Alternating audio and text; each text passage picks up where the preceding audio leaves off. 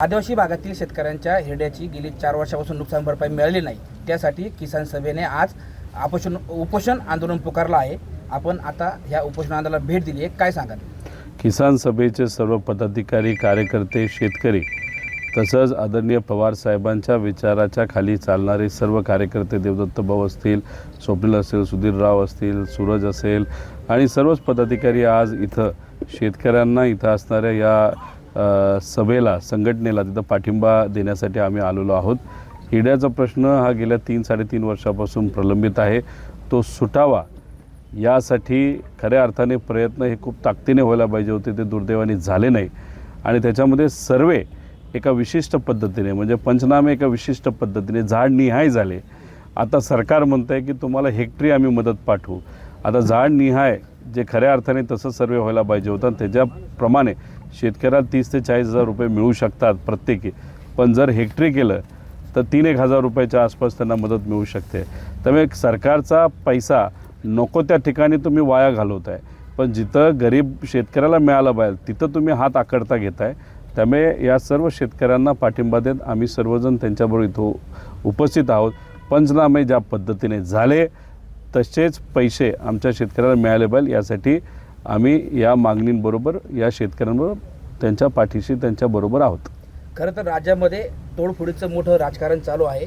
नुकतेच काँग्रेसचे नेते माजी मुख्यमंत्री अशोक चव्हाण भाजपमध्ये गेले आहेत, तर या भागातील विद्यमान खासदार अमोल कोल्हे हेही अजित पवार गटाबरोबर जातील अशी चर्चा होत आहे, किंवा खासदार अमोल कोल्हे यांना अजित पवार गटाकडनं संपर्क केला जातोय अशी विश्वसनीय सूत्रांची माहिती आहे।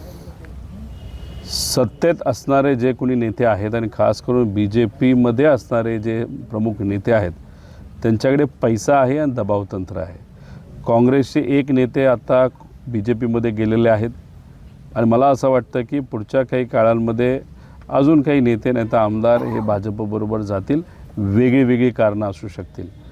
जे विचाराला बांधीन नाही आहेत ते सर्व BJPबरोबर जातील, नाहीतर ज्यांनी चुका केल्या ते BJPबरोबर जातील।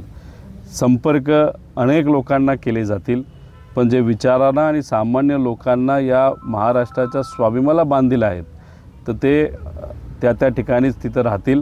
त्यामुळे ते कोणाला बोलवत आहेत, काय बोलवत आहेत हे मला सांगता येणार नाही, पण नक्कीच स्वाभिमानी मराठी माणसं अजूनसुद्धा भाजप सोडून इतर पक्षामध्ये आहे, कारण भाजपचा आणि स्वाभिमानाचा कुठेही दूर तक काही त्यांचा संबंध येत नाही।